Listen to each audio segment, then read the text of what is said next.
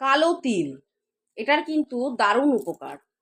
এবং এই কালো তিলের দ্বারা আমরা রাহু, কেতু এবং শনি এদেরকে ভালো করতে পারি। কি করতে হবে?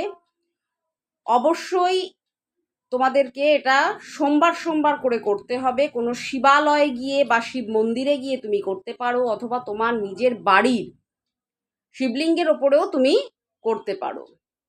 প্রথমে শিব ঠাকুরকে স্নান করিয়ে নিয়ে, অভিষেক করিয়ে নিয়ে, বেলপাতা, চন্দন, ফুল, মালা সব কিছু দিলে, তারপর তুমি একটু কালো তিল শিব ঠাকুরকে দান করো। কন্টিনিউয়াসলি করতে থাকো, প্রত্যেক সোমবার করতে থাকো। মন্দিরে গিয়ে করো, বাড়িতে করো, করতে থাকো। এর ফলে কি হবে? তোমার শনি গ্রহ, রাহু এবং কেতু কন্ট্রোল হবে। এবং যাদের শনির সাড়ে সাতি চলছে তারাও কিন্তু এটা করতে পারো।